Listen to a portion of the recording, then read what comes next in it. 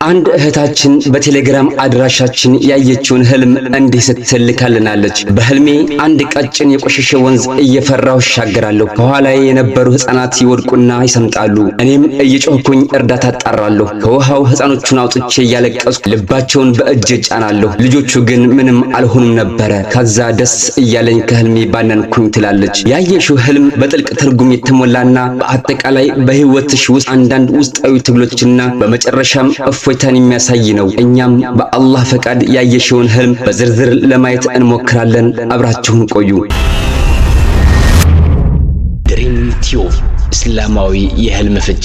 የህልም አይነቶች በሶስት ይከፈላሉ። አንደኛው ሩእያ የሚባል ሲሆን ይህ ከአላህ Subhanahu Wa Ta'ala የሚመጣ መልካምና እውነተኛ ህልም ነው። ሁለተኛው ሁልም የሚባል ሲሆን ከሸይጣን የሚመጣ መጥፎና አስጨናቂ ህልም ነው። ዓላማውም ሰውን ማሳዘን፣ ማሸበር ወይም በፈተና ውስጥ መጣል ነው። ሶስተኛው ሐዲሱን ነፍስ ይባላል። ይህ ህልም የአእምሯችንና የቀን ውሏችን ነጸብራቅ ሲሆን በንቃተ ህሊና ስናስባቸው ከዋልናቸው ነገሮች የሚመነጭ ህልም ነው። ትክክለኛ የህልም ፍቺ ያለው ከአላህ ዘንድ ነው። ነገር ግን በታላቁ የህልም ፈቺ ኢብኑ ሲሪንና በተለያዩ ታላላቅ የሙስሊም ሊቃውንቶች ዘንድ በህልም ወንዝ ማየት ብዙውን ጊዜ የህይወትን ፍሰትና ለውጥን እንዲሁም የዕጣ ፈንታን ጉዞን ያመላክታል። ወንዙ ቀጭን መሆኑ ምናልባት የገጠመሽ ፈተና ወይም ሁኔታ መጀመሪያ ላይ ትንሽ ወይም አቅሙን ያላየሽ ሆኖ ነገር ግን በኋላ ላይ ትልቅ ተጽዕኖ ሊኖረው እንደሚችል ያሳያል። የወንዙ መቆሸሽ ደግሞ በአሁኑ ጊዜ በህይወትሽ ውስጥ ያሉ አንዳንድ ችግሮችን፣ ግራ መጋባትንና ጭንቀትን ምናልባትም ኃጢአትን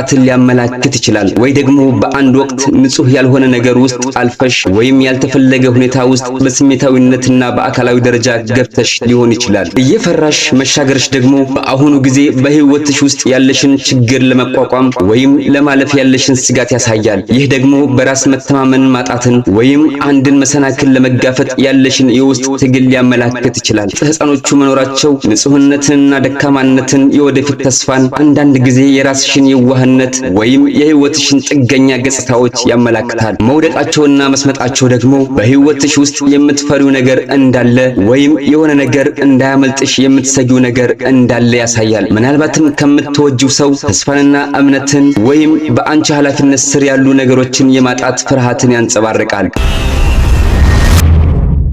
ህፃኖቹ ከኋላሽ መሆናቸው ደግሞ እነዚህ ነገሮች ካለፉት ክስተቶች ጋር የተያያዙ ሊሆኑ እንደሚችሉ ወይም ያንቺን ትኩረት የሳቡና ወደ ኋላ የሚያስቀሩ ነገሮች እንዳሉ ያሳያል። እየጮህሽ እርዳታ መጥራትሽ ያንቺን ውስጣዊ ጭንቀትና በችግር ውስጥ እያለሽ እርዳታ የመፈለግ ፍላጎትሽን ያሳያል። ምናልባትም በአንድ ወቅት በህይወትሽ ውስጥ ድጋፍ አስፈልጎሽ በነበረ ሁኔታ ውስጥ አልፈሽ ይሆናል። ለእርዳታ መጣራት በእስልምና ትርጓሜ ወደ አላህ ዱዓ ማድረግን ወይም በችግር ውስጥ ሳሉ ከፈጣሪ እርዳታ መጠየቅን መላክት ይችላል። ህፃኖቹን ማዳንሽ ደግሞ ያንቺን ጠንካራ ስብዕና፣ ችግሮችን የመቋቋም ችሎታና በራስሽ ላይ የመተማመን ፍላጎት ያሳያል። በተጨማሪም ሌሎችን ለመርዳት ያለሽን ፍላጎትና ኃላፊነት የመውሰድ ችሎታሽን ያንጸባርቃል። በህልም ውስጥ ሆነሽ ማልቀስሽ ደግሞ እፎይታንና ከጭንቀት መውጣትን ወይም የድል ምልክት ሊሆን ይችላል። ምንም እንኳን በመጀመሪያ የፍርሃት ውጤት ቢሆንም በመጨረሻው ላይ ከባድ ሸክም ከመንገድሽ እንደተነሳ የሚያሳይ ነው። ልባቸውን በእጅሽ መጫነሽ ደግሞ ለህፃናቱ ያለሽን ጥልቅ ፍቅርና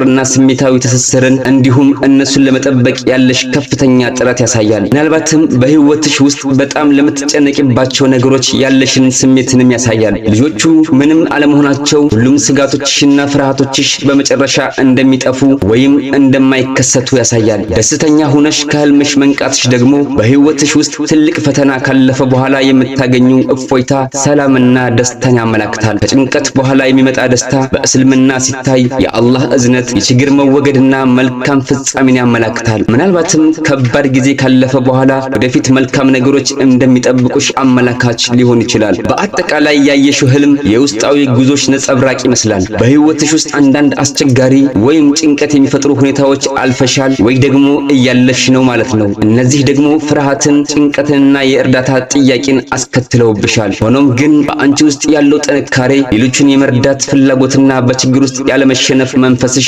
ስጋቶችሽን ሁሉ አጥፍቶ ወደ ደስታና እፎይታ እንድትመለሺ አድርጓል። እህቴ፣ ያየሽው ህልም የግድ ይፈጸማል ብሎ መደምደም አይቻልም። ምክንያቱም ነገሮች ሁሉ በአላህ እጅ ናቸውና።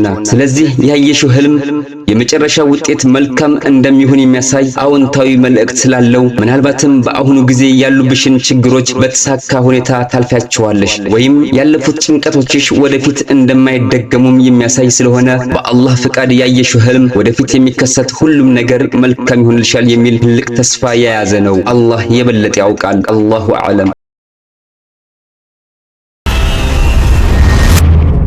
ድሪም ቲዩብ እስላማዊ የህልም ፍች